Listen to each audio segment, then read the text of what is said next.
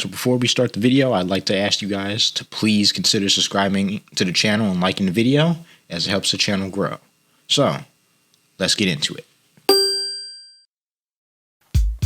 Alright, so week 15 of the NFL season is coming to a close. And for the Chicago Bears, they take a crushing loss to the Cleveland Browns on Sunday. In this video, as always, I'm going to give my recap on what I saw during the game, give my grades for offense, defense, special teams, and coaching. And without further ado, let's get into it. What's up, guys? KT here, back at it with another video. Today, we're doing the Bears. The Bears collapse on Sunday to the Cleveland Browns. They take a 20-17 loss. In a game which they honestly should have won, and that they controlled for most of the game. They had a lot of errors, a lot of play calling gaffes, so I'm not going to hold y'all for too much longer. Let's get straight into it. The main question everybody wants to know, how did Justin Fields play on Sunday? Not his best game on Sunday. He was 19 of 40 for 166 yards, only averaged 8 yards per throw, 1 touchdown, 2 interceptions. That's kind of skewed. I'll get to that in a minute. He only took 3 sacks, but he had a 46.5 quarterback rating. It wasn't Justin Fields' best game on Sunday. We knew the Cleveland Browns had a very good defense, but honestly, there was a lot of missed opportunities in this game, and I'll get to that in a minute because I'm going to try to do something a little bit different. But overall, I thought Fields was good at going through his progressions. He didn't hold the ball for too long. He only got sacked 3 times, and I think that's what my goal was in the prediction video. But, the lack of good offensive play calling, the drops, I don't know if he missed many reads. I can't really give y'all a consistent, recap on what he did because I just don't know what the Bears were doing on offense on Sunday. Could he have been a bit more accurate with the ball? Kind of, maybe kept his eyes downfield a little bit more, maybe. But there was a lot of miscommunications, a lot of drop passes that I'll get to in a minute. It wasn't his best game by any stretch of the imagination. It wasn't as bad as that first matchup with the Browns, but honestly, he could have played a little bit better. But he didn't really get a lot of help on Sunday. So I'm going to do something a little bit different. I'm just going to combine the offense as a whole. I'm not going to go through the rushing and receiving because they are equally bad. Rushing was terrible on Sunday. They did not commit to any type of running the ball. Justin Fields had 7 attempts in which he ran into a brick wall multiple times. Very predictable rushing game. Running straight up the middle when it wasn't working. Roschon Johnson had the best carry of the day, and that came off a draw play in which the Cleveland Browns just opened up a huge hole. But D'Onta Foreman only had 5 carries. Justin Fields had 7 attempts and very predictable QB runs. Roschon Johnson had 5. They didn't commit to the run at all, and especially with the Cleveland Browns missing their DC, they shut us down on the run game. But I felt like there could have been a little bit more creativity with the run game, but the Bears didn't commit to it, and that's why the Cleveland Browns had such an easy time bottling up the pass because they knew you couldn't run. As far as receiving, but as the offense as a whole, I should have known that something was going to go wrong when on the very first play of the Bears' offensive drive, they drew up a perfect play action pass to Robert Tonyan, and he just dropped it. That was a touchdown if he would have caught that.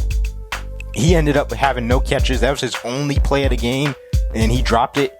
The drops were outrageous on Sunday. Darnell Mooney, Tyler Scott, Robert Tonyan, they all kept dropping passes on Sunday, especially Darnell Mooney. I don't know what's going on with bruh. He can't get open. He can't catch. He actually had a Hail Mary in his hands. All he had to do was just sit on the ball, and he just dropped it. It's clear what your biggest needs are this offseason. You need another receiver. You cannot bring in another quarterback. I don't care if they draft another quarterback or keep Fields. You need another receiver, and you need another play caller. That was ridiculous. Tyler Scott dropping passes when you need him to catch the ball. Darnell Mooney not being able to get open, running the wrong routes, dropping the ball as well. Robert Tonyan dropping passes. You need another offensive weapon, regardless of who's a QB. I didn't like the offense at all because without DJ Moore, being 100%, which he clearly wasn't this game, you have no offense at all. And Cole Kmet, he can't release out and try to run routes against the Cleveland Browns defense because he has to block. So I'm not a big fan of y'all. I'm going to give them a D-. They missed a lot of opportunities off turnovers. The 4th down in one play in which they they could have ran a much better play. Execution was bad. It was just an overall bad game for the offense. So I'm not pleased with the offensive side of the ball at all.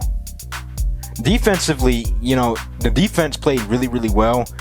They forced turnover after turnover. They intercepted Joe Flacco 3 times. They got able to get sacks. Montez Sweat had 3 sacks on the day. He was terrorizing Joe Flacco like I thought he would. Of course, the explosive plays on Sunday is what cost the Bears the game. But the defense did everything they could. Tremaine Edmonds had 9 total tackles and 5 solos. Montez Sweat was right behind them with 7 totals and 5 solos. 1 tackle for loss, 2 sacks, and he also forced a fumble. They had a pick 6. Tackling was all over the place. They were all over the place on that defense, but the big play is the offense constantly giving the Browns offense the ball back. Dropping Justin Jones in the coverage when you really needed to stop on that 3rd down. That's a fireable offense. Overall, the Bears defense has a direction. They're going to force turnovers. That's their direction. They have an identity. And it's all because of Montez Sweat getting pressure on the quarterback. They're getting sacks. They're getting turnovers. That reminds me of that 2018 defense. That offense doesn't have an identity. It's been clear for the past month that the Bears defense is playing so much better. They just need to clean up a few more things. I'm going to give them an A+. They only allowed 20 points on the day, and they played their butts off on Sunday. There's not much more you can do except constantly giving the offense the ball back and them doing nothing with it. But they kept their heads up. They played into the last minute of the game. Of course, it just didn't work out in their favor on Sunday. Special teams, I can't really give y'all no grade for special teams because they didn't let Cairo be a factor in this game. The main decision was to go for a Hail Mary instead of kicking the field goal before halftime. That was a mistake. Trent Taylor muffed the punt as well, which definitely turned the momentum of the game. You can't do that. I'm going to give the special teams a D-, as you can't muff punts in the NFL. That's your one job. You don't even run routes. You just receive punts. So you can't have that in the NFL. I'm going to give them a D-. Now, coaching, this is what I really want to get to. As far as Matt Eberflus goes, I thought he called a very good defensive game. His defense is really playing, except for the big plays that they had on Sunday. I thought they played really well. They got the turnovers, they got the sacks. A little bit too much zone coverage, soft coverage towards the end of that game. A lot of conservative play calling. But I did like the way his defense played. I really like the way they've been playing this past month. So I'm going to give him a little bit of points for that. But Luke Getsy, man, the offensive play calling has been terrible. The short yardage play calling has been terrible. The situational play calling has been terrible. When you need to drive down the field and at least get a score, you call 2 run plays and a screen. That's not going to do it. In fact, on one drive, they didn't even let Justin throw. So, I get where people are coming from when they say guys have to execute. He can't make guys catch the ball, but at the same time, you don't run a running back pitch on your own 10-yard line on 1st down. That just sets you back.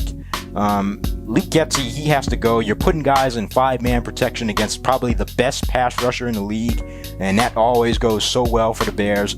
I'm not happy with the way the coaching staff called this game, especially the offense coordinator. They need to leave him in Cleveland because he's just not getting it done. I'm going to give them a D- as well.